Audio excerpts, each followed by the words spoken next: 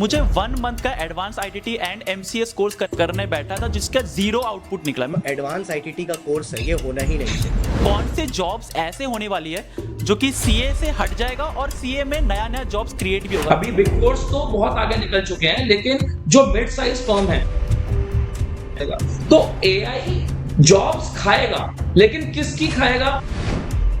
बहुत ज़्यादा वायरल भी हुआ था। आई गेस जियो ने आईटीआर फाइलिंग बहुत सस्ता दाम में ला दिया था। सीए कम्युनिटी से बहुत ज़्यादा ब्लैक लाइन्स लाया था from 2008 to 2016 and then 2016 to 2024 8 years का गैप पे एवरेज सैलरी में उतना ज़्यादा मतलब बढ़ोतरी नहीं देखा गया है। एवरेज सैलरी कम है क्या? तो मैं तो सही में बोल देता बहुत कम है, बट फिर जो तुमने घुमाया ना क्वेश्चन को, आपको इंस्टीट्यूट केवल दिखा रहा है कि ये रेवेन्यू होता है। जब हम बैलेंस शीट खोलते हैं, मेरे पास साइन करी हुई बैलेंस शीट्स होती हैं। फाउंडेशन का लॉ का पेपर आया, क्वेश्चन 1 का ए 1.5 पन्ना का केस स्टडी, 1 का बी 1 पन्ना का केस स्टडी, 1 का सी 1.5 पेज का केस स्टडी, 2 का ए 1.5 पेज का केस स्टडी। सबसे पहला तो एक जो दुनिया में हर आदमी बोलता है, पहले वो भी मैं बोल देता हूँ, वो जनरल हो जाएगा, सीरीज लगा लीजिए, टेस्ट कर लीजिए, तो ठीक है, तो फालतू बात है। अब क्या करिए? एग्जांपल देता हूं आईसीआई के स्टडी मटेरियल का, मैं 10 बार कंप्लेंट कर चुका हूं भाई। अपग्रेडेशन कहां से आएगी? केवल किताबें रंगीन करने से अपग्रेडेशन नहीं आती भाई, हमें मजबूरन ऐसी किताबें बनानी पड़ती हैं सर। अभी के टाइम पे सबसे ज्यादा ड्रॉप आउट सीए में दिख रहा है। धीरे धीरे एनरोलमेंट्स कम हो रहा है सीए कोर्स में। भाई मेरे को तो सिर्फ एक ही रीजन दिखता है, ये 9% पासिंग परसेंटेज कोई परसेंटेज होता है? क्या बकवास कर रहे हो यार, आपको नहीं पास कराना सीधा बोलो। तो 3rd जनरेशन ऑफ टीचर हूँ भाई, 2nd जनरेशन और 1st जनरेशन टीचर्स ने भी यही कहा है। तो इसका मतलब क्या है? इसका मतलब आप स्टैंडर्ड और ऑडिटिंग पढ़ा रहे हो, आप अकाउंटिंग स्टैंडर्ड पढ़ा रहे हो। अरे खुद के भी तो स्टैंडर्ड रखो भाई, चेक कर। ये भी खुद गूगल सर्च किया था ना कि सीए फाइनल का पेपर करेक्ट कौन करता है, तो देखा गया कि बीकॉम, एमकॉम, एमबीए का जो पास आउट रहते हैं वो ग्रेजुएट्स रहते हैं वो क्लियर करते हैं। तो अभी रिटेंशन कैसे करना चाहिए, पढ़ाई कैसे करना चाहिए, प्रेजेंटेशन कैसे करना चाहिए, एक गाइड मुझे कर दीजिए। बहुत सारे रैंकर्स को देखा हूँ जो सीए फाइनल में रैंक लाए हैं। पहले कुछ और पढ़ा रहा था, अब कुछ और पढ़ा रहा, कहीं और पहले ज्वाइन किया था, कहीं और ज्वाइन कर लिया, और उसके बाद भी लोग उसके पास नहीं आ रहे। एक अच्छा प्लेयर जरूरी नहीं है कि अच्छा कोच भी हो। मई का रिजल्ट आने वाला है, उनसे पहले भी बहुत लोग साइकिल में फंसे हुए हैं, अटेम्प्ट्स पे अटेम्प्ट्स दे रहे हैं। तो एक करियर पाथ्स जो सीए ड्रॉप आउट्स या फिर सीए के साथ साथ वो कुछ अर्न कर सके। Hi guys, welcome back to this channel. इस वीडियो में हम लोग पूरा डिटेल में बात करेंगे आईसीए कोर्स के ऊपर और आपके सारे सवालों का जवाब दूंगा। मैं ये आपको गारंटी देता हूं, Shantam sir and Nakul sir, these two are the best educators जो आपको गाइड करेंगे। जो भी मेरा सवाल है ना, देखो मैं स्ट्रेट फॉरवर्ड क्वेश्चन पूछने वाला हूं। ये सिंपल क्वेश्चन नहीं पूछूंगा कि भाई एआई क्या जॉब लेगा कि नहीं लेगा। मैं बहुत डिटेल में आपसे क्वेश्चंस पूछने वाला हूं, Shanta sir and Nakul sir. So welcome to this channel and आप होप कि आप लोग सारे सवालों का जवाब देंगे। So much, thank you Ujjwal. एकदम ऑनेस्टी के साथ thank you so much Ujjwal for having us. Nakul sir. Yes, thank you Ujjwal. आज मैंने जैसा कि कहा कि उज्जवल की अदालत के अंदर हम लोग बैठेंगे और 100% ऑनेस्टी के साथ जवाब देंगे सारे के साथ। सर अपना जैसे मैंने डेलॉइट का आर्टिकलशिप कंप्लीट हुआ है, 2 इयर्स मेरा इतना ज़्यादा मुझे काम दिया गया था। तो बिग 4 में तो सबका सपना होता है, बट जब मैं बिग 4 से निकला मुझे 1 मंथ का advance ITT and MCS course करने बैठा था जिसका 0 आउटपुट निकला। मैं सीरियस बोलता हूँ, मुझे कोई इससे आउटपुट नहीं निकला। तो सर आपको क्या लगता नहीं है कि जो अभी आपको पता होगा न्यू चेंजेस आने वाला है आईसीआई का करिकुलम में, इसका क्या मतलब इंपैक्ट रहने वाला है एडवांस आईटीटी और एमसीएस? कोई बात ही नहीं करता टीचर इस पे, और जिसका आउटपुट ही 0 और 1 मंथ पढ़ाई नहीं होता है बिल्कुल भी, जिसका मतलब चाह के भी नहीं पढ़ाई कर पाते हैं। शांतम सर आप बताइए। मेरा पर्सनली कहना ये है, और मैं इसके बारे में बहुत ओपन रहा हूँ, और अपने जितने भी आईसीआई रिलेटेड भी जितने भी मेंबर से मेरी बात है उन पे भी मैंने एकदम क्लियरली बोला हुआ है, ये जो एडवांस आईटीटी का कोर्स है ये होना ही नहीं चाहिए। आप इसकी जगह बच्चों को कुछ अच्छी चीज़ सिखाइए जिसका उनको ज़िंदगी में काम आए, क्योंकि ये जो 1 महीना लास्ट का होता है ये परफेक्टली, इसको एकदम सही आपने कोट किया, एक वेस्ट ऑफ टाइम ही है ये, ठीक है? क्योंकि आप जो बच्चों को उस 1 महीने के पीरियड में सिखा रहे हो, पहली बात तो कुछ सिखा रहे नहीं हो, आप बस उनको बैठा रहे हो और एक चीज़ के थ्रू गो थ्रू कर रहे हो। अभी 2028 इज़ द ईयर जहाँ पर प्रोग्राम किया जा रहा है कुछ नए सब्जेक्ट्स को इंट्रोड्यूस करने का और सिलेबस चेंज करने का। तो मेरा तो भैया आईसीआई से एक रिक्वेस्ट है कि ये जो एडवांस आईटीटी भी है ना, इसको भी रिमूव करके कुछ वैल्यूएबल एआई रिलेटेड या कुछ एआई इन ऑडिट रिलेटेड कुछ इंट्रोड्यूस किया जाए, उस चीज की वर्कशॉप कराओ बच्चों को 1 महीना, जो एक्चुअली में उनके लिए वर्थ इट हो इन द फ्यूचर, तो कुछ काम भी आएगा। क्योंकि ये चीज का तो अभी एज ऑफ नाउ मेरे को कोई इम्पोर्टेंस सर खास मैं दिखता तो नहीं। मैं ओवर सर, डू नकुल मैं सर। तो हाँ सर ये सर। बोलना चाहता हूँ, अगर आपको करवाना भी है ना तो एग्जाम के बाद भी करवा दो। हम्म। मतलब मुझे 1 मंथ हाँ बिल्कुल करेक्ट। वेस्ट लगा, ना मैं पढ़ाई कर सका ना मैं कुछ सीख सका, बस बैठ के मैं स्क्रीन देख रहा था। जैसे आपने सर एआई का, हाँ सर। शांतम सर भी ने एआई का बात किया था, बट ऑनेस्टली मैं सर डायरेक्टली बोलूंगा एआई ने बहुत लोगों का जॉब्स, मतलब कितना भी, जितने भी लोगों ने बोल दिया है कि एआई जॉब्स नहीं लेगा, एआई से कोई फायदा, मतलब ज्यादा लोगों का जॉब्स नहीं जाएगा, CA as a course as a profession ज्यादा लोगों का जॉब नहीं जाएगा। बट सच बोलता हूँ आज के टाइम पे एआई इंट्रोड्यूस जैसे हुआ है, टॉप फर्म्स तो ऑलरेडी ले ऑफ करना चालू कर दिया है। तो सर आपको क्या लगता है कि लाइक कौन से जॉब्स ऐसे होने वाली है जो कि सीए से हट जाएगा और सीए में नया नया जॉब्स क्रिएट भी होगा? Shantam sir and Nakul sir, both आप मुझे जरूर बताइएगा ये। मैं बताऊं पहले, मैं इस हाँ चीज सर। को भुगत रहा हूं। हाँ नकुल मैं सर आप बताता हूं बताओ। आपको। देखिए, अभी के टाइम पर जो एआई इंटीग्रेट हो रहा है सीए प्रैक्टिस में, मैं सीए प्रैक्टिस की बात कर रहा हूं, वो दो तरीके से हो रहा है। एक, जो हम सॉफ्टवेयर्स में मैनुअल एंट्री करते थे, अब देखिए, हो सकता है अभी बिग फोर्स तो बहुत आगे निकल चुके हैं, लेकिन जो मिड साइज फर्म है, आपने सबने सुना होगा टैली और बिजी होता है, ठीक है, अकाउंटिंग के लिए टैली और बिजी का यूज होता है। तो अभी भी क्या होता है, मैनुअल एंट्री होती है। तो एआई के कुछ टूल्स आ चुके हैं जिसके अंदर आपको केवल और केवल अपना सारे के सारे purchase invoices up to 100-200 invoices आप अपलोड करिए वहां पर, और वो ऑटोमेटिकली फेच कर लेगा। तो एआई जॉब्स खाएगा, लेकिन किसकी खाएगा? सबसे पहले खाएगा जो क्लेरिकल जॉब्स हैं, जो मैनुअल डेटा एंट्री है, उसको खत्म करेगा। लेकिन जहां पर आपके बहुत ज्यादा एनालिसिस करना है, वहां पर मुझे लगता है एआई चार्टर्ड अकाउंटेंट्स की हेल्प करेगा। जैसे मैं एक दो टूल्स यूज कर रहा हूं, अब मान लीजिए मेरे पास में 50 किताबें, मैं अगर आपको यहां बात करूं, ये नया इनकम टैक्स रखा हुआ है मेरे पास, ये नया Indian accounting standard and IFRS रखा हुआ है, तो मैं इतना सारा मेरे को ढूंढना पड़ेगा उस चीज को। बट अगर मैं अपने यही चीजें एआई पे डालूंगा, तो वो मुझे एक प्रिसाइज आंसर देगा जिसको मैं क्रॉस वेरीफाई कर सकता हूं। तो यहां मेरे को एआई हेल्प करेगा। सर अभी एक ना न्यूज बहुत ज्यादा वायरल भी हुआ था, आई गेस जियो ने आईटीआर फाइलिंग्स का वगैरह का जो है ना वो बहुत सस्ता दाम में ला दिया था, सीए कम्युनिटी से बहुत ब्लैकलैश 19 लाया था। रुपए। तो लाइक मुझे लगता है ना फ्यूचर 19 में, रुपए। आज जहां तक मुझे एआई का लग रहा है, जीएसटी फाइलिंग, आईटीआर, ये जो बहुत छोटे छोटे काम है ना, एमसीए का फाइलिंग्स हो गया, ये सब ना बहुत कम होने हाँ वाला है, क्योंकि बीकॉम एमकॉम ये सब लोग भी कर लेंगे। But as you said sir, professional judgement जहां रहेगा, वो मुझे लगता है कि ऑफ कोर्स आपको ध्यान इस पे जरूर से देना चाहिए। भाई सिंपल सी चीज है, देखो सिंपल सी चीज है, कंपाउंडर को भी दवा देना आता है ना, सिम्टम्स बताते हो यस दवा यस दे देता है ना यस केमिस्ट भी, जो यस। कंपाउंडर बैठता है। लेकिन फिर भी लोग डॉक्टर पास जाते हैं क्या? कंपाउंडर के आने से क्या डॉक्टर का काम नहीं खत्म हो गया क्या? बस वही फर्क है सीए बिल्कुल और इसमें। यार, आप बस बात इतना ही समझो ना फर्क है। उज्जवल, अगर मैं आईटीआर की बात करूं, आईटीआर में अगर कोई सैलरीड एम्प्लॉय है जिसको मिलना ही फॉर्म 16 है, वो उसके हिसाब से अपनी इनकम टैक्स रिटर्न भरता है, तो वो क्या करेगा? वो एआई टूल पे जाएगा, वो फटाफट से आईटीआर फाइल कर देगा। प्रॉब्लम कहाँ आएगी? ट्रू। और ये हम लोग भी मानते हैं कि, और शांतम सर आप भी इस बात को मानोगे, एक चार्टर्ड अकाउंटेंट की कमाई जो होती है ना, वो बिजनेसेस से होती है। ट्रू। सैलरीड क्लास हमारा पॉइंट। क्लाइंट नहीं है। जो ट्रू सर, कमाई ट्रू। होनी है वो बिजनेसेस से होनी है। बिजनेसेस में जो कॉम्प्लेक्स प्रॉब्लम्स होंगी, पॉइंट। वहां आपको एक प्रोफेशनल जजमेंट की जरूरत है ही। हाँ, सर एब्सोल्युटली अभी एक और, अग्री। जैसे आपने कहा सैलरी के बारे में एंड ऑल के बारे में, बट ओवर द जो ग्राफ्स देखा गया है from 2008 to 2016 and then 2016 to 2024, 8 years का गैप पे एवरेज सैलरी में उतना ज़्यादा मतलब बढ़ोतरी नहीं देखा गया है सीए का।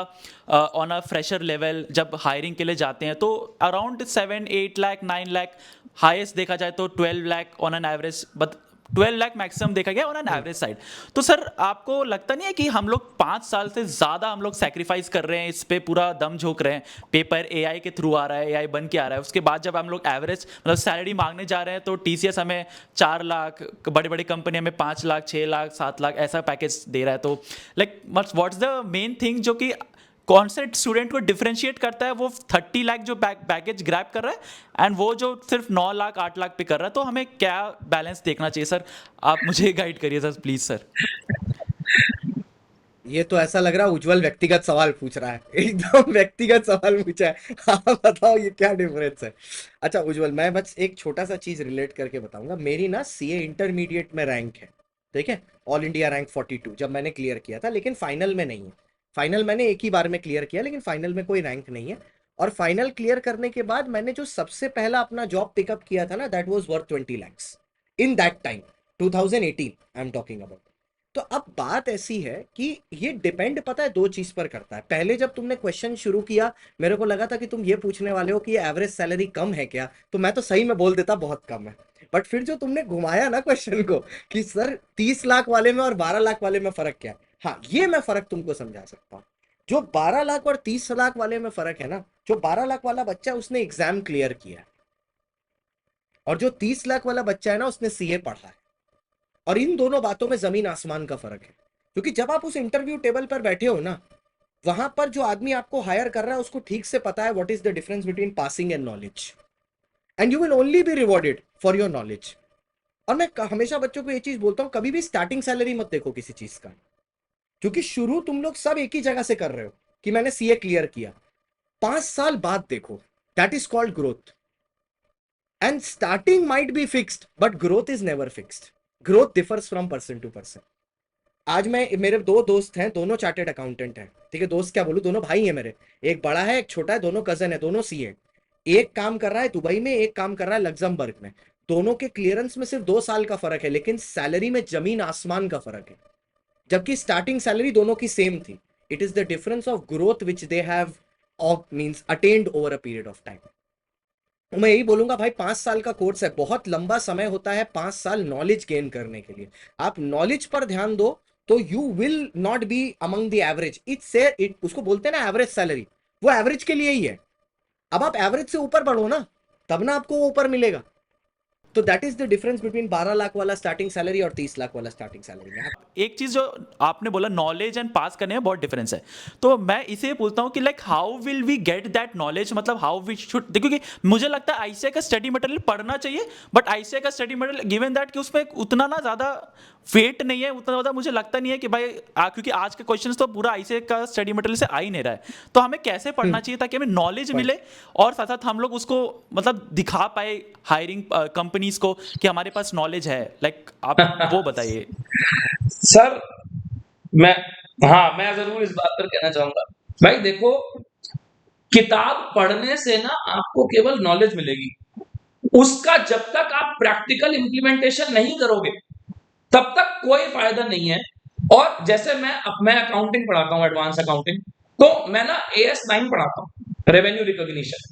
तो आपको क्या करना है, आपको इंस्टीट्यूट केवल दिखा रहा है कि ये रेवेन्यू होता है।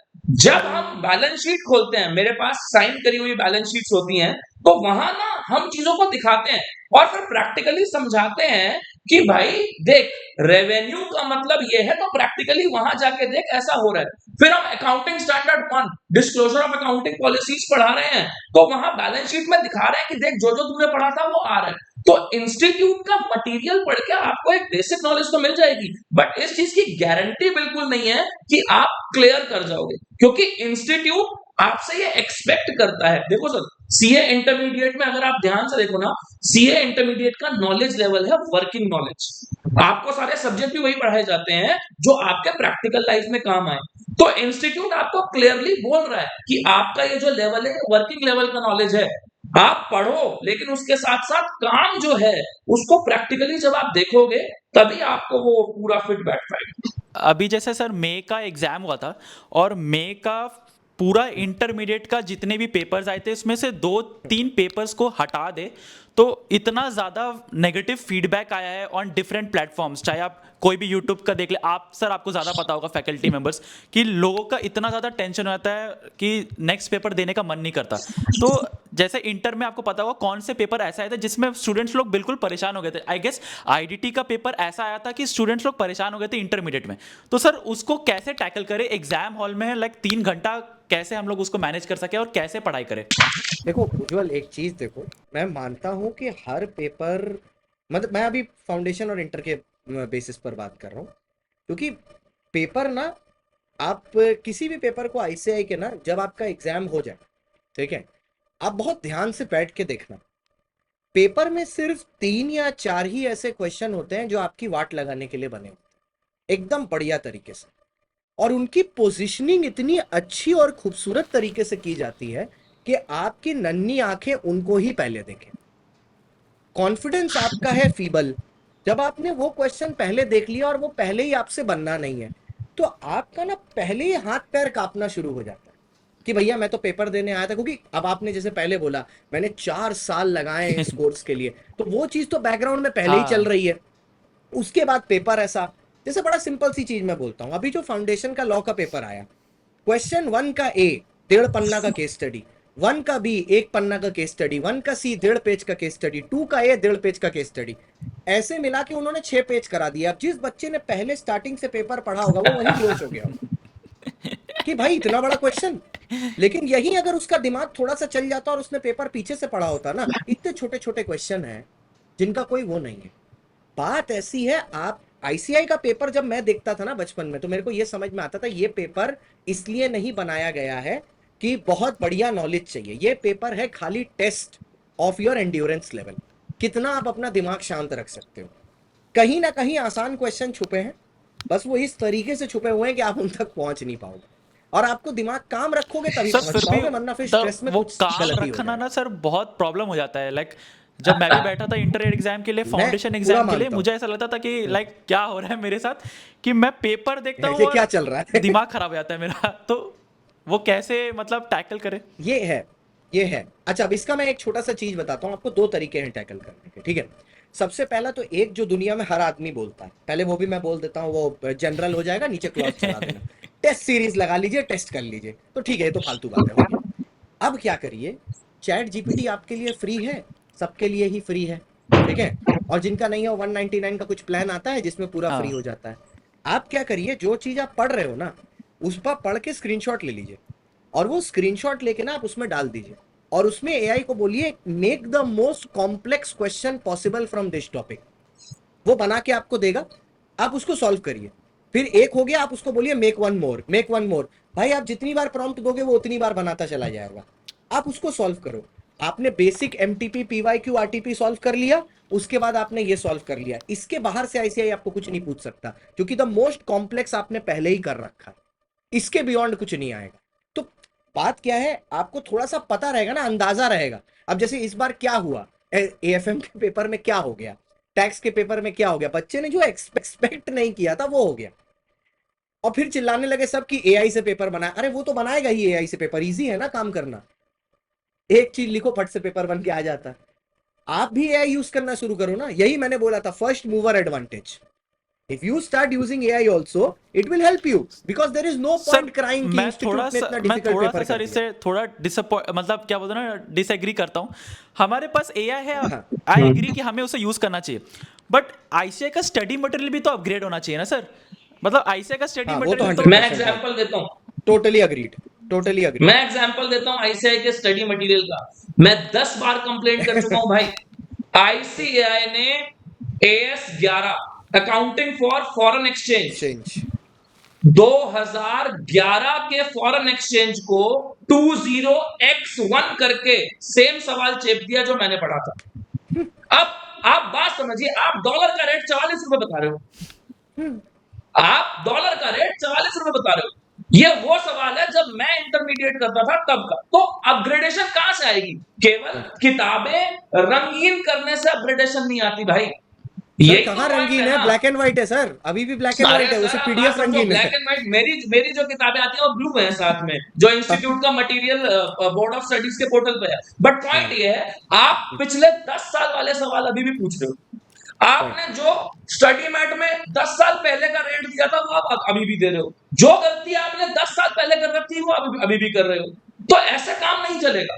अगर आपको स्टूडेंट को आज के लेवल पे टेस्ट करना है तो आपको भी उसकी तैयारी आज के लेवल पर करवानी पड़ेगी। भाई आप बात समझिए, मेरे को कुछ नहीं आता, मैं एक नॉर्मल बच्चा हूं जो मैं इंस्टीट्यूट के भरोसे जा रहा हूं। मेरे लिए सबसे बड़ा भगवान क्या है? इंस्टीट्यूट का स्टडी मटेरियल। अरे भाई जब भगवान ही गलत है तो मैं किसको भरोसा करूंगा? समझ क्योंकि रहा ना बात को, मैं किसको क्योंकि भरोसा बात करूं यहाँ भाई? पर ये है ना, बच्चा सेल्फ स्टडी भी तो करता है, हर बच्चा तो आप देखो, इंस्टीट्यूट ना कभी भी प्राइवेट कोचिंग प्रमोट नहीं करता, आप देखना, कभी भी प्रमोट नहीं करता। तो हमारे तो मैं उस खिलाफ चीज के है। हित में हूँ, ना करे, ठीक है, तो फिर आप मटेरियल ऐसा बनाओ ना कि बच्चा सेल्फ True. स्टडी कर सके। मटेरियल आपका वैसा है नहीं, आप बोल रहे हो ट्यूशन करना नहीं चाहिए, तो बच्चा क्या करे, ना पढ़े?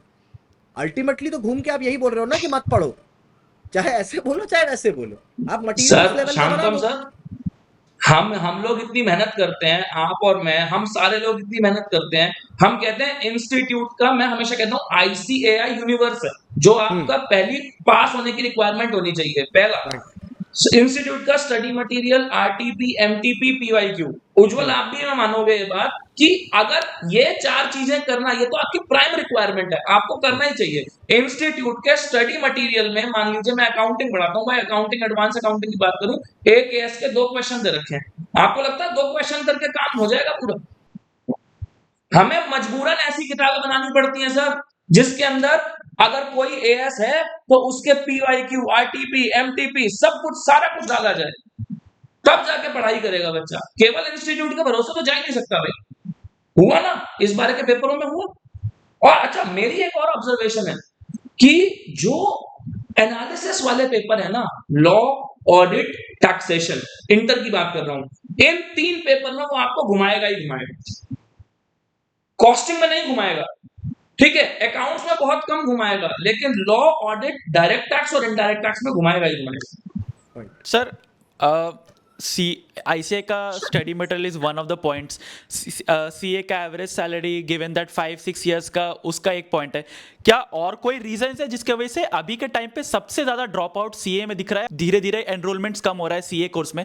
क्या और भी कोई रीजन है जिसकी वजह से लाइक CA का एनरोलमेंट्स एंड ड्रॉप आउट सबसे ज्यादा हो रहा है अभी? भाई मेरे को तो सिर्फ एक ही रीजन दिखता है, ये जो इनके चेकिंग में डिस्क्लोजर नहीं है ना, हाँ, वही सबसे बड़ा रीजन। ट्रू। जिस दिन वो ये सही कर देंगे ना कि चेकिंग में इम्पार्शियलिटी करना बंद कर दें और चेकिंग एकदम क्लियर साफ सुथरी तरीके से करना शुरू कर दें, जहां नंबर मिलने चाहिए वहां मिले, जहां नहीं मिलने चाहिए नहीं मिले, देखना सब कुछ सुधर जाएगा, एनरोलमेंट भी बढ़ जाएगी, बच्चे आने भी शुरू हो जाएंगे, सब ठीक हो जाएगा। क्योंकि बच्चे भी तो वही देख रहे हैं। ये 9% पासिंग परसेंटेज कोई परसेंटेज होता है? मतलब आप मुझे ये समझाना चाह रहे हो कि हर 100 बच्चा जो इंटरमीडिएट का एग्जाम देने गया, खाली 9 बच्चा पढ़ के गया है कि वो बोथ ग्रुप क्लियर कर सके, बाकी 91 बच्चा क्या कर रहा था? वो सब बेकार टाइम पास कर रहे थे अपना इस कोर्स में। उसके पास इतना टाइम है कि वो 12 महीना बेकार की पढ़ाई किया है। क्या बकवास कर रहे हो यार, आपको नहीं पास कराना, सीधा बोलो। और ये बात ना धीरे धीरे देख रहे हैं बच्चे, और इसीलिए ड्रॉप आउट हो रहा है। The reason is that only, there is no other reason. भाई मटेरियल है, ये सब है, ये सब चीजें ठीक हो सकती हैं, लेकिन जो कोर है ना, वो है ये चेकिंग की आदत। जिस दिन ये सुधर गया ना, सब सुधर जाएगा। और ये मैं अकेला नहीं बोल रहा, मैं तो 3rd जनरेशन ऑफ टीचर हूँ भाई। 2nd जनरेशन और 1st जनरेशन टीचर्स ने भी यही कहा है, ठीक है, उन्होंने भी धरना दिया है, उनके बाद वालों ने भी दिया है, हमने भी दिया है, कुछ बदला नहीं है। मैं सजेस्टेड आंसर की बात करूं, होना ये चाहिए, जैसे ही आपका पेपर खत्म हुआ, आपके ग्रुप खत्म हुए, आपको सजेस्टेड डालना चाहिए। आप क्यों इंतजार करवा रहे हो 1-1 महीने का भाई? और वो भी सर जो सजेस्टेड डालते हैं, वो भी जो सजेस्टेड डालते हैं, उसके बाद बोल देते हैं पेपर इसके हिसाब से चेक नहीं हुआ। अरे तो भाई सजेशन क्यों दिया आपने फिर? वही तो भाई, आप बात समझिए ना, आप ऑडिटिंग में पढ़ा रहे हो भाई, इंटीग्रिटी होनी चाहिए, आप खुद तो इंटीग्रेट हो नहीं भाई। पॉइंट आप ये समझिए ना, आप ये करा रहे हो कि फुल डिस्क्लोजर होना चाहिए। आप कौन सा फुल डिस्क्लोजर कर रहे हो? क्या आपने मार्किंग स्कीम डिस्क्लोज करी? क्या आपने बताया कि इस स्टेप के इतने नंबर मिलने चाहिए, और अगर इतने नंबर मिलने चाहिए तो क्या मिले हैं? देखिए मेरी बात समझिए, इंस्टीट्यूट को ये बिल्कुल स्पेसिफिक करना पड़ेगा कि अगर मेरा एक डिस्क्रिप्टिव आंसर है तो इसमें कितनी वेटेज मेरे सही आंसर की है और कितनी वेटेज सही प्रेजेंटेशन की है। मैं यहां पर भी ये बात बोलूंगा कि अगर आपका डिस्क्रिप्टिव पेपर है तो उसमें प्रेजेंटेशन के मार्क्स हैं, बट एटलीस्ट आप बताओ तो सही। बताओ तो कितना? आप एक ही स्टूडेंट को, हाँ आप एक ही स्टूडेंट को, मैं आपको गारंटी देता हूं, आप एक ही पेपर 2 फैकल्टी से चेक करवा लो, वो उस पेपर में सेम मार्क्स आएंगे ही नहीं, अलग अलग आएंगे।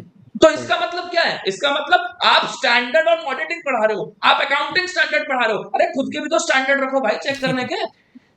Sir Absolutely. एक चीज तो अभी जस्ट आई गेस जनवरी पेपर में बहुत ज्यादा हाईलाइट हुआ था, जनवरी पेपर का जब आया था उसमें नेगेटिव मार्किंग था। दूसरा सर ये कि बहुत लोगों ने, जब मैंने भी खुद गूगल सर्च किया था ना कि CA फाइनल का पेपर करेक्ट कौन करता है, तो देखा गया कि BCom, MCom, MBA का जो पास आउट रहते हैं, वो ग्रेजुएट्स रहते हैं, वो क्लियर करते हैं, चेक करते हैं पेपर को। तो मुझे मतलब खुद से एज अ स्टूडेंट मुझे ऐसा लगा कि मेरा पेपर एक BCom और MCom क्लियर चेक कर रहा है, MBA ग्रेजुएट चेक कर रहा है। पर यहाँ पर तो यहाँ पर एक प्रॉब्लम है, ठीक है, यहाँ पर एक प्रॉब्लम है, वो न्यूज़ जैसी है और उसकी प्रैक्टिकलिटी में एक डिफरेंस है। मैं थोड़ा सा ये बात क्लियर कर देता हूँ। ये इसलिए मैं क्लियर कर पा रहा हूँ क्योंकि हमारे, अब ऑब्वियसली हम लोग सब कुछ रिवील नहीं कर सकते, बट हमारे एक क्लोज रिलेटिव पेपर चेकर में आते हैं। तो हम आपको एक चीज़ पहले क्लियर कर देते हैं। ये जो अफवाह, मतलब अफवाह नहीं बोलूंगा मैं, फैक्चुअल बात है, बट इसके पीछे लॉजिक क्या है मैं वो समझाता हूँ। जो चार्टेड अकाउंटेंट क्वालिफाइड है ना, वो ये काम करेगा ही नहीं, ठीक है, क्योंकि इस काम को वो मिनियल मानता है। क्योंकि जो पे मिलती है ना एक पेपर चेक करने की, उतने में उतना अपना दिमाग खर्चा करेगा नहीं वो, ठीक है। तो आईसीआई को खोजने होते हैं ऑल्टरनेटिव, ठीक है, तो वो ऑल्टरनेटिव खोजते हैं और उसके बाद मार्किंग स्कीम देते हैं। प्रॉब्लम कहाँ पे है पता है? जो मार्किंग स्कीम दी जाती है इन चेकर्स को चेक करने के लिए, बोला ये जाता है कि इसके हिसाब से आप पेपर चेक करिएगा। इनमें से कुछ लोग वो मार्किंग स्कीम को भी नहीं मानते हैं, दैट इज द प्रॉब्लम, ठीक है, और उसको चेक करने के लिए कोई नहीं बैठा। ओके।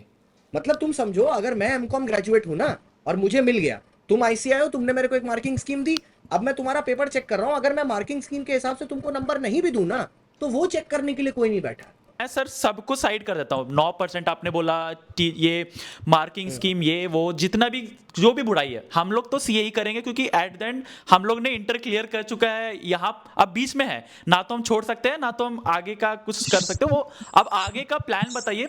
सबसे पहला चीज, जैसे मैं पढ़ाई करता हूँ ना, भूल जाता हूँ, तो ये रिटेंशन कैसे रखे, पढ़ाई कैसे करना चाहिए लाइन बाय लाइन। तीसरा चीज, हमें कैसे एक्चुअली आंसर प्रेजेंट करना चाहिए। ये 3 चीज मुझे बता दीजिए, क्योंकि अभी ऐसा नहीं है कि हम ये कोर्स छोड़ सकते हैं और ऐसा भी नहीं है कि हम यही जैसे नॉर्मल जो पढ़ाई कर रहे हैं वैसे ही पढ़ाई करें।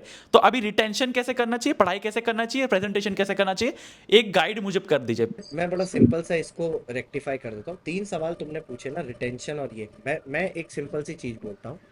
हम लोग जो चीजें अपने आसपास देखते हैं, ठीक है, जब कोई चीज बार बार देखते हैं तो वो हमें याद हो जाती है कि नहीं? हाँ, हो जाती हाँ। है ना। तो अगर मैं अपना इन्वायरमेंट इस हिसाब से चेंज कर लूँ कि मैं उन चीज़ों को देखना शुरू कर दूँ जो मेरे करिकुलम के पास पास हैं, तो चीज़ें अपने आप सही हो जाएंगी। मैं एक छोटा सा एग्जांपल से समझाता हूँ। जो छोटा बच्चा होता है ना, उसको जब मैं पढ़ाता हूँ, लेट्स से एकदम छोटा बच्चा, फाउंडेशन में जब सेल ऑफ गुड्स एक्ट होता है, तो मैं उसको पढ़ाते समय पता है क्या दिखाऊंगा? मैं उसको, चलो पढ़ाते समय एक सेक्शन समझाया जिसमें मैंने उसको फ्लिपकार्ट का एग्जाम्पल लेके दिखा दिया। अब मैं उसको टास्क क्या देता हूँ क्लास में, कि कल तुम लोग 3 ऐसा अपने जीवन में केस लेके आओगे जिसमें तुमने ये चीजें देखी हैं।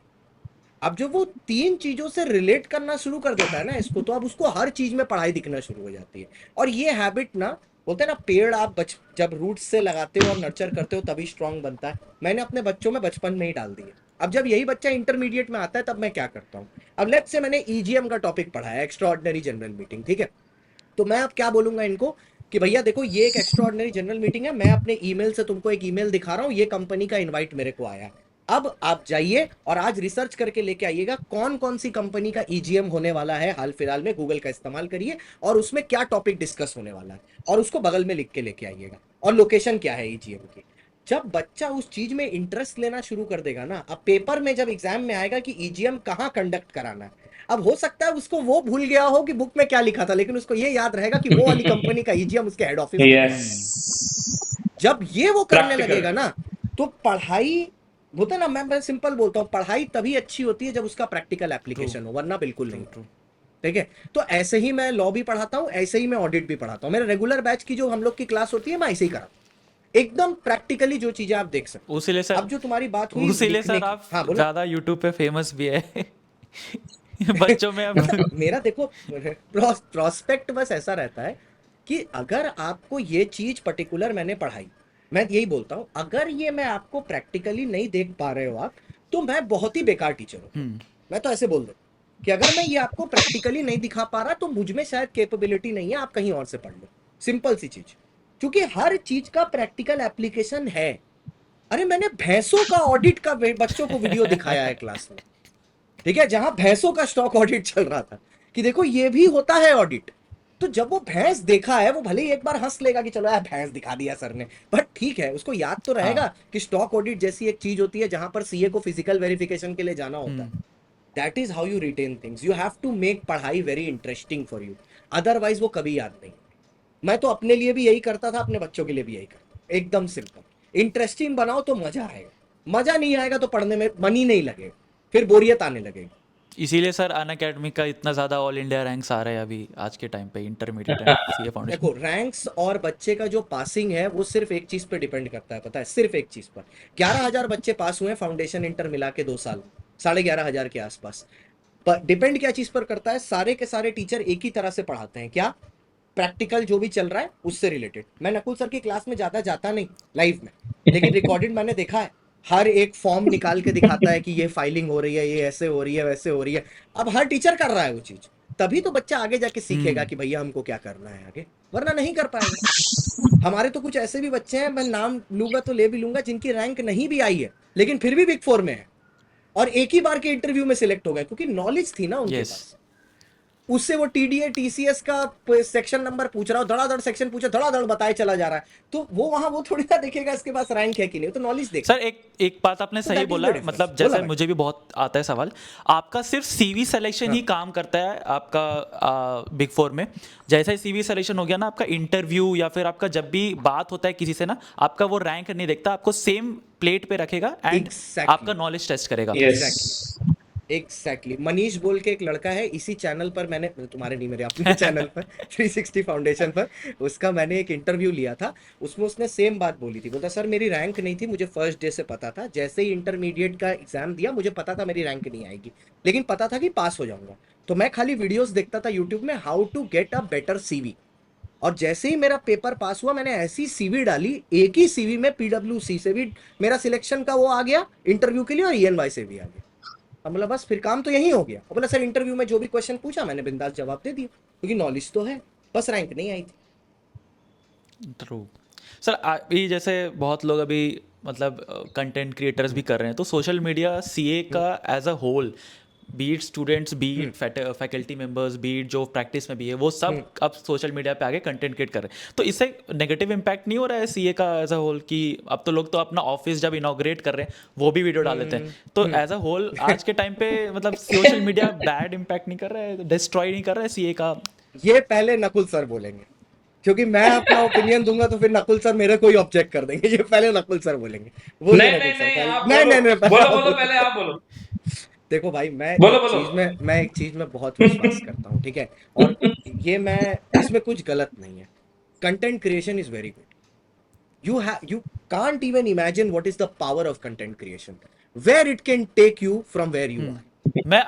मैं सर कंट्रोवर्सी नहीं करना चाहता, बट मैं अभी बहुत सारे रैंकर्स को देखा हूँ जो सीए हाँ। फाइनल में रैंक लाए हैं, और मतलब उनको नहीं आता है वैसे, जो जैसे टीचिंग का लाइन है, मतलब सबको पता है कि बहुत ज्यादा पैसा मिलता हाँ, है, हाँ, हाँ। हमको भी पता है, आपको भी पता है सर। तो अब Correct. ये लोग रैंक लेके आ रहे हैं, रैंक के बाद ना कंपनी में जॉब कर रहे हैं ना एक्सपोजर ले रहे हैं, तुरंत वो बैठ जा रहे हैं टीचिंग पढ़ाने, और टीचिंग में ही उनका इतना ज्यादा खराब हाल है। अभी मैं एक वीडियो देखा था, पहले कुछ और पढ़ा रहा था, अब कुछ और पढ़ा रहा है, कहीं और पहले ज्वाइन किया था, अब कहीं और ज्वाइन कर लिया, और उसके बाद भी लोग उसके पास नहीं आ रहे, जस्ट बिकॉज उनके लिए, उसके लिए नहीं बना ये टीचर। अब पैसा देख के टीचिंग के लिए कोई आएगा तो कभी नहीं हो पाएगा। वो टीचिंग एक पैशन होता है, आप सर पढ़ाते हैं क्योंकि आपका एक पैशन है, बाद में पैसा है, मैं बट तो लोग एकदम पहले फैक्ट बात पैसा देख तुमको लेते हैं।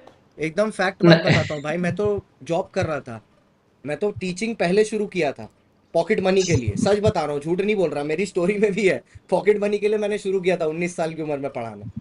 जब मैं सीए बना ना 22 साल की उम्र में, तब मैंने जॉब कर लिया। मैंने बोला भाई यही करना है, डिग्री ली है भाई, किस लिए काम आएगी। तो मैंने वहाँ डिग्री, जब 1 साल मैंने जॉब कर लिया ना, तब मेरे को रियलाइज हुआ ये मैं कर क्या रहा हूँ अपनी जिंदगी के साथ, इसमें मजा ही नहीं आ रहा। पैसे तो मिल रहे हैं लेकिन मजा नहीं आ रहा ना। तो फिर मैं छोड़ के वापस टीचिंग में आया। और जो तुम ट्रेंड के बारे में बात कर रहे हो, एक्चुअली बात क्या है बाबू, आज के टाइम में ना रैंक लाना बहुत बड़ी बात है। मैं सच बता रहा हूँ, जिस टाइम पर मैं रैंक लेके आया था ना, मैं टीचर्स का नाम नहीं लूंगा क्योंकि भैया गुरु हैं हमारे, हमें क्लास में बुला के 2 लड्डू पकड़ाया था, ठीक है, एक हार पहनाया था, एक ट्रॉफी दी थी, और बोला था ये हमारा बच्चा है, ठीक है, ये भैया लेके आया रैंक। बस इतना ही था। आज के टाइम में रैंक को हमने ग्लैमराइज कर दिया। तो जो बच्चा जैसे ही सीए फाइनल में रैंक लेके आता है, वो तुरंत एक यूट्यूब चैनल खोलता है, ठीक है, तुरंत सब्जेक्ट लेके बैठ जाता है और पढ़ाना शुरू कर देता है। और उसको स्टार्टिंग के 6-8 महीना मिलेगा भी बच्चा, क्योंकि क्या है, पहले पहले बच्चा को भी लग रहा है ना कि यार ये तो भाई तोड़ू है, तो रैंक लेके आए, ये रैंक लाए, मेरी भी रैंक ला देगा। अरे भाई ये भी तो देख कि वो पढ़ा कितने साल से रहा है। ये भी तो देख, हर आदमी जो खुद रैंक लाया वो दूसरे को रैंक नहीं ला सकता। वरना उस हिसाब से तो मैं खुद 42 लेके आया हूँ, अपने पास जितने 5000 बच्चे पढ़ाऊं सबकी रैंक आ जाए। सबकी नहीं आती ना, क्योंकि हर आदमी दूसरे आदमी से अलग होता है।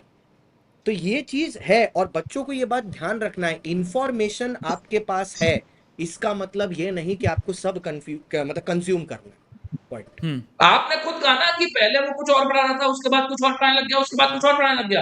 हो सकता है भाई अभी 4 महीने में वो कुछ और पढ़ाने लग जाए। एक अच्छा प्लेयर जरूरी नहीं है कि अच्छा कोच भी हो। पॉइंट। आपको इस बात को समझना पड़ेगा। एक ट्रू अच्छा सर। प्लेयर हो सकता है, बहुत अच्छा प्लेयर हो, लेकिन ऐसी कोई गारंटी नहीं है कि वो बहुत अच्छा कोच भी हो। बनना चाहेगा कोच, कि कोच बनने में पैसा बहुत दिख रहा है, आराम करूंगा फर्स्ट क्लास, लेकिन भाई सबके लिए नहीं बनी। टीचिंग सबके लिए नहीं बनी है। बिना माइक के पढ़ाना पड़ता है। मतलब मैं बता रहा हूं आपको, बहुत जान लगती है। अगर 2 घंटे का लेक्चर है ना, तो उसके लिए 1 घंटा हमें खुद भी बताना पड़ता है। और एक बात और, शांतम सर भी इस बात को मानेंगे, हमारा क्लासरूम ही हमारा सबसे बड़ा टीचर होता है।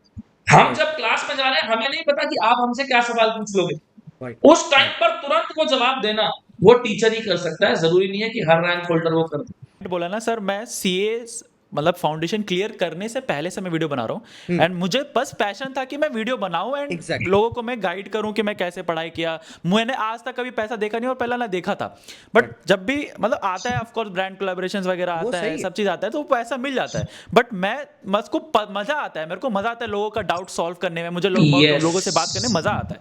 ये मेरा मेन पर्पस है।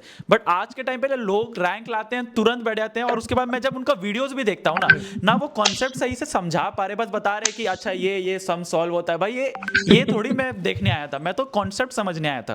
एग्जैक्टली। हम खाली तो जिंदगी में एक ही आदमी को फॉलो करते हैं, ज्यादा किसी को नहीं। एक ही मेरा आइडल है, एक ही को फॉलो करते हैं, विराट सर को फॉलो करते हैं। विराट सर की एक बहुत अच्छी लाइन है, आप मेरे को दिखा दीजिए एक रूम जहां पर लोग काम कर रहे हैं, जो पैसे के लिए काम कर रहा है उसको जिंदगी में पैसा नहीं मिलेगा और काम मिलेगा। जो आदमी काम के लिए काम कर रहा है उसको जिंदगी में बहुत पैसा मिलेगा, काम कम होते चला जाएगा। जैसे अभी बहुत लोगों के पास लोग अभी इंटरमीडिएट क्लियर कर रहे होंगे, आर्टिकलशिप अभी कर रहे होंगे, या फिर बहुत लोग ना डिस्करेज हो चुके हैं। ये जितना भी अभी मई एग्ज़ाम, जनवरी एग्ज़ाम उनका अनसक्सेसफुल होगा, मई का रिजल्ट आने वाला है, उनसे पहले भी बहुत लोग साइकिल में फंसे हुए हैं, अटेम्प्ट्स पे अटेम्प्ट्स दे रहे हैं। तो एक करियर पाथ्स जो सीए ड्रॉप आउट्स या फिर सीए के साथ साथ वो कुछ अर्न कर सके, कुछ खुद का, मतलब मुझे लगता है ना, जैसे मैं अपना घर से बाहर रहता हूँ, दिल्ली में रहता हूँ, अच्छा। तो मैं पापा से पैसा मांगना ना मुझे आज भी लगता ऐसा है। लगता है कि मैं पता नहीं क्या मतलब कर रही हूँ, मुझे बहुत वेट लगता है शोल्डर्स पे पैसा मांगना। तो आपको कुछ ऐसा पाथ्स पता है जो सीए के साथ या फिर ड्रॉप आउट्स जो सीए ड्रॉप कर चुके हैं वो पैसा कमा पाए, या कुछ अदर चीज़ें कर पाए, लाइक कुछ अर्निंग्स के लिए? नकुल सर, ये वाला आप पहले। देखो भाई, अर्निंग्स के लिए, आपने कहा अर्निंग्स के लिए, तो ऑप्शंस तो बहुत सारे हैं। जैसे अगर मैं बात करूं, आप सीए ड्रॉप आउट कर दिए, बट अगर आप ग्रेजुएट और पोस्ट ग्रेजुएट हो तो आप टीचिंग में जा सकते हो, यूजीसी नेट जेआरएफ के लिए जा सकते हो। बहुत अच्छा पैसा मिलता है, बहुत अच्छा पैसा मिलता है। मैं जेआरएफ होल्डर हूं तो मैं बता सकता हूं आपको, जो एक सीए स्टार्टिंग में मिलता है उससे ठीक ठाक ज्यादा पैसा मिल जाता है लेक्चरर को। अदरवाइज आप एसीसीए के लिए ऑप्ट कर सकते हो, सीएस के लिए ऑप्ट कर सकते हो, बिल्कुल सीएस सीएमए के लिए भी कर सकते हो। बट वो आपको देखना पड़ेगा कि आप जाना कहाँ पे चाहते हो। भाई पैसा कमाना ही सब कुछ नहीं है, आपको खुश भी तो रहना है ना। वाह तो आप अपना पैशन वाह, को क्या फॉलो करो, लाइन थी। जहां आपको पैशन में आपको जगह मिल जाएगी ना, तो आप अपने आप पैसा बना लो, कोई दिक्कत नहीं, पैसा बन जाएगा। Okay okay. पैसा बनाने के लिए डिग्री जरूरी नहीं, डिग्री एक प्लेटफॉर्म पे पहुंचा देगी आपको, लेकिन ऐसा बिल्कुल भी जरूरी नहीं है कि बिल्कुल डिग्री ही होगी तभी आप पैसा बना पाओगे। एक और भी कोर्स होता है, वो एटीसी बोल के कुछ होता है, अकाउंटिंग सर वो ये टेक्नीशियन। होता है, वो हाँ, वो बहुत पुराना है। हाँ। अगर आप सीए इंटरमीडिएट तक क्लियर कर हाँ, लेते हो करेक्ट तो करेक्ट आपको करेक्ट। एक सर्टिफिकेट मिलता है। हाँ, इवन जब आप इंटरमीडिएट पास भी कर लेते हो ना, तब भी आपके घर पे एक सर्टिफिकेट वो आता ग्रीन है। वाला, तो वो ग्रीन वाला। हाँ हाँ, दैट सीए इंटरमीडिएट पास करने के बाद आप एटीसी क्वालिफाई हो जाते हो। बट मेरा फिर भी ये कहना है कि भाई देखो, अपने ना कोर वैल्यूज को नहीं छोड़ना चाहिए। Sir any questions for me? अभी तो मेरे पास और ज़्यादा सवाल नहीं है, बट मैं ऑडियंस को बोलूँगा कमेंट्स में मुझे ज़रूर से पूछो, मैं एकदम। फिर से मैं इनके साथ पॉडकास्ट आप करूँगा। बच्चे बट एनी जितने इसको क्वेश्चंस फॉर देख रहे मी? हैं, जितने देख रहे हैं, कमेंट्स में एकदम आप बढ़िया से कमेंट करो। सारे सवाल के जवाब उज्जवल देगा, नहीं देगा हम लोग देंगे, ठीक है। बाकी तो उसके चैनल पे जाके कमेंट तो हम लोग भी कर ही सकते हैं। तो हम लोग जाके हाँ सर। वहां पर नीचे कमेंट करेंगे और आपके सारे सवालों का आपको जवाब देंगे। उज्जवल, मैं एक चीज तरह से पूछ रहा था, जस्ट ऐसे ही कि मतलब जस्ट ऐसे कि तुमने इंटर किया, फाइनल किया, फाउंडेशन सब क्लियर किया, तो इसमें तुम्हारा कौन सा एक ऐसा सब्जेक्ट कोर इंटरेस्ट है तुम्हारा जिस सब्जेक्ट में तुमको बहुत मजा आता है except content creation? Sir sir मेरे को फाइनेंशियल्स मैनेजमेंट का बहुत मुझे लगता है कि मुझे बहुत पसंद है। मतलब मैं क्लास FM 11 एंड 12 के बाद स्टॉक मार्केट में इन्वेस्ट करना चालू कर दिया था। 12 तक तो मेरा 18 नहीं हुआ था, तो मैं मम्मी का डीमैट अकाउंट से करता था। हालांकि मैं उनसे बाद ही बहुत सुना था कि पहले 5 पैसा करके आता था, उसमें चार्जेस लगता था। हाँ। तो वो मैंने पैसा लगाया और वो पैसा भी गया और चार्जेस भी लगा, फिर मैं क्लोजर करवाया तो वो लॉस हो गया। बट अब मेरे पास अच्छा पोर्टफोलियो बन गया, इक्विटी पोर्टफोलियो, वो लगभग लैक्स में है। एंड बहुत मैं काफ़ी ज़्यादा इंटरेस्ट रहता हूँ। मुझे फाइनल का AFM, इंटर का जो FM है, FM फाइनेंशियल मैनेजमेंट, ये दो बहुत मुझे पसंद है। एंड थर्ड इज़ जो हमारा अकाउंट्स है, अकाउंट्स मुझे बहुत ज़्यादा मज़ा आता है। मतलब वो बहुत, मतलब मुझे लगता है ना कि वो पूरा कॉन्सेप्चुअल बेस्ड है, पूरा रियल लाइफ पे ही बना है। बाकी मुझे थ्योरी लगता है, और थ्योरी मुझे बिल्कुल पसंद नहीं है। और सर आप मुझे अच्छा याद दिलाई, मुझे ये पूछने, मैं भूल ही गया था पूछने के लिए, as a law, as an audit teacher, मैं ऐसा स्टूडेंट हूँ, मुझे थ्योरी से डर लगता है। मुझे थ्योरी पढ़ने से ना, मुझे जैसे मैं खोलता हूँ मुझे नींद आ जाता है। मैं ऑनेस्टली बोल रहा हूँ, मैं 1 घंटा पढ़ता हूँ और मुझे लगता है कि 2 घंटा का मुझे हेडेक होने वाला है। और मैं परेशान हो चुका हूँ लॉ ऑडिट का, जितने भी मतलब स्टूडेंट से भी जब पूछता हूँ तो सेम रिएक्शन आता है। तो आप उसे इंटरेस्टिंग कैसे बनाते हैं, उससे पढ़ाई कैसे करना चाहिए, ताकि ये मुझे थोड़ा, पहले तो मुझे ये बता दीजिए सर, पढ़ाई कैसे? देखो भैया, मैं एक चीज आपको बताता हूँ, लॉ और ऑडिट दोनों बहुत अलग सब्जेक्ट है, ठीक है। अब आप बोलोगे सर दोनों थ्योरी है तो फिर अलग कैसे है? अलग इसलिए है क्योंकि अगर आप दोनों का कोर देखो ना, तो दोनों का कोर बहुत ही अलग है। ऑडिट बहुत ही सब्जेक्टिव है, it depends on the auditor, जो आदमी है, कि वो किस तरीके से चीजों को करेगा। और लॉ जो है वो, मैं तो ये वर्ड यूज करता हूँ क्लास में कि बड़ा साइंटिफिक है, कि भैया ये होना है तो यही होगा, क्योंकि ये कानून में लिखा है तो ऐसे ही होना। आईसीआई भी ना सेम चीज करता है। अगर आप पेपर चेकर्स के साथ कॉन्वर्सेशन में एंटर करो, ठीक है, कोई पॉडकास्ट करो, या जो पेपर चेक कर रहे हैं उनके साथ बात करो, या उनके साथ फ्रेंड्स हो आप, तो उनसे पूछना कि वो लोग पेपर कैसे चेक करते हैं। जब उनको लॉ का पेपर चेक करने के लिए दिया जाता है ना, तो उनको लॉ के पेपर में इंटर लेवल पर उनको कहीं पर ऐसे मार्क करके नहीं दिया जाता है कि ये कीवर्ड्स हैं आपको आइडेंटिफाई करने, इन पे नंबर मिलते, नंबर मिलते हैं हाँ। कंक्लूजन पे और करेक्ट सेक्शन कोटेशन पर, ठीक है, उस पर नंबर मिलते हैं। और जब ऑडिट का दिया जाता है ना, उनको लिटरली मार्किंग स्कीम में वर्ड्स दिए जाते हैं कि ये वर्ड आप सामने वाले के आंसर में खोजोगे, ठीक है। तो ऑडिट में लैंग्वेज बहुत इंपॉर्टेंट है। अब बात आई पढ़ने की, ठीक है, तो आप ना सबसे पहले जब थ्योरी पेपर पढ़ना शुरू करो, अपने दिमाग से ये चीज निकाल दो कि ये थ्योरी है, ये प्रैक्टिकल है। क्योंकि प्रैक्टिकल का मतलब क्या होता है? प्रैक्टिकल का मतलब मेरे हिसाब से सिर्फ डिजिट नहीं होता, प्रैक्टिकल का सर मतलब, फिर भी मैं हाँ पॉज करना चाहता हूँ सर। हाँ एक में जो बहुत लोग बोलते हैं, जैसे आप भी बोल रहे हैं सर, हाँ ये ना बहुत मतलब जेनरिक थोड़ा लगता है कि जब आप बोलते हैं ना प्रैक्टिकल समझ लो, मुझे पता है कि MCA का फाइलिंग का फॉर्म नंबर ये होने वाला है, हाँ, ऑडिटर करेक्ट, रिजाइन करेगा ADT4 में, ये सब पता है, ठीक है सर। बट भरा है, जब हम एग्जाम हॉल में ये लिखते हैं ना, तो हाँ, एट द एंड रट्टा ही मारना पड़ता है। मतलब पर आपने मैं वो तो फॉर्म सही बोल भरा रहा है, हूँ। नहीं, मुझे बढ़ा तो कभी नहीं हूं मैं। तो बस यही फर्क इसीलिए है ना, कि आप जब वो फॉर्म भर देते हो ना, तो आपको कभी याद ही नहीं करना पड़ता कि वो फॉर्म में लिखा क्या था। आप मेरे बच्चे को किसी को उठा के पूछो, एक सवाल पूछो, ठीक है, किसी भी फाउंडेशन इंटर को, वो आपको पूरा गणित एक्सप्लेन कर देगा। फिर आप उसको बोलो कीवर्ड्स बताने के लिए, तब वो कीवर्ड्स बताएगा। वो स्टार्टिंग में कभी रटा रटाया जवाब ही नहीं देगा, क्योंकि मैंने उसको कभी वैसा पढ़ाया ही नहीं है। मैंने ओके। सामने आके, जैसे प्रोस्पेक्टस का एक चैप्टर है ना, इंटर में पढ़ा होगा तुमने, ठीक है। हाँ हाँ अब मैं प्रोस्पेक्टस कैसे पढ़ाता हूँ, यूट्यूब में एक वीडियो है, ठीक है, PP वाटर बॉल्स का, ठीक है, जिसमें एक पंजाबी अंकल है जो हाँ हाँ हाँ, कंपनी बना मैंने के देखा है, जसपाल मैंने भट्टी। देखा है। मैं वो पूरा वीडियो क्लास में चला देता हूँ कि भाई पहले इसे देखो। फिर उसमें अंकल को मार्क कर दिया, बच्चे को मार्क कर दिया, फिर मार्क कर दिया पुचका को, कंपनी को, ROC को, ये उसको दिखा दिया, देख ये चीजें हो रही हैं, यहां पर ऐसे ऐसे चल रहा है मैटर, और यही तुमको भी कल जाके करना है। तो बच्चे के दिमाग में एक इंप्रेशन क्रिएट करना होता है टीचर को बहुत ही अर्ली एज में, कि ये थ्योरी है, लिखा इन वर्ड्स है, लेकिन प्रैक्टिकल है क्योंकि ये चीजें जीवन में हो रही हैं। अरे तुम अकाउंट्स भी करता है तो सम्स बनाता है ना, करेक्ट, सम्स बनाता है, तुम उसको प्रैक्टिकल बोल दिया। अरे प्रैक्टिकल तो तब हुआ ना जब तुम आगे जिंदगी में जाके भी वो सम बनाएगा, कंपनी में बैठ के वो सब कैलकुलेशन करेगा, तो तुम आगे जाके जिंदगी में ये फाइलिंग भी तो करने वाला है, तो ये भी प्रैक्टिकल है। फर्क कहाँ हो जाता है पता है? टीचर क्लासरूम में बच्चा को दिखा नहीं रहा है कि ये देखो ये सच में होता है, जिस दिन टीचर वो दिखा दिया ना, Yes. अरे हर बच्चा का थ्योरी फेवरेट हो जाएगा। सर एक और फेवरेट भी है सब्जेक्ट दैट इज डीटी। मैंने आर्टिकलशिप भी अपना डीटी में वो किया तो था, भाई बिजनेस टैक्सेशन में। उससे खूबसूरत सब्जेक्ट इस दुनिया में कोई नहीं बना। अब बच्चा ही बोलता है आप जब को डायरेक्ट टैक्स इतना पसंद है तो फिर लॉ क्यों पढ़ाते हैं? मैं बोला एक होती है किस्मत, एक होती है चॉइस। चॉइस थी टैक्स। मेरा खुद का चैनल का नाम था टैक्स की दुनिया। शुरू जो टैक्स से हुआ था वो खत्म आके लॉ में हुआ। एक किस्मत होती है और एक आदमी की चॉइस होती है, बस वही में फर्क।